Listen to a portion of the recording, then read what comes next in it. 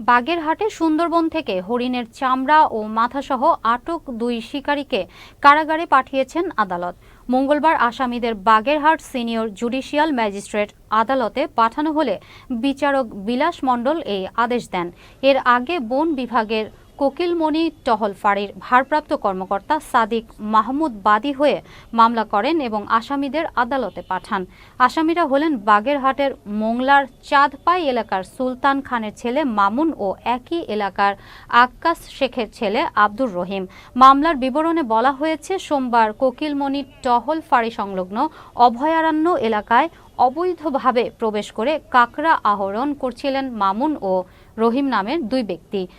বনরক্ষীরা ওই 2 ব্যক্তিকে আটক করেন। ঘটনাস্থলে থাকা 2টি নৌকা তল্লাশি করে 40 কেজি কাঁকড়া, 21টি চারু ও সোলার প্যানেল জব্দ করা হয়। এছাড়া ঘটনাস্থলের পাশে একটি গাছে ঝুলানো অবস্থায় একটি হরিণের চামড়া ও 3টি শিং সহ হরিণের মাথা উদ্ধার করা হয়। যারা মধু সংগ্রহ করতে যাচ্ছে বা মাছ ধরতে যাচ্ছে, তারা যদি কোনো হরিণের ফাঁদ পায় তাহলে যেন আমাদেরকে জানে। এবং আমরা কিন্তু ঘোষণা করেছিলাম যে প্রতি কেজি ফাঁদের জন্য 2000 টাকা পর্যন্ত। এই টাকা কিন্তু অনেক টাকা।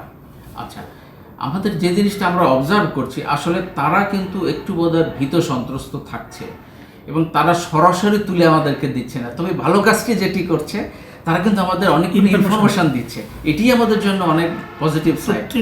তারা দিচ্ছে, কিন্তু আমরা দিচ্ছে যারা, তাদেরকেও আমরা পুরস্কৃত করছি।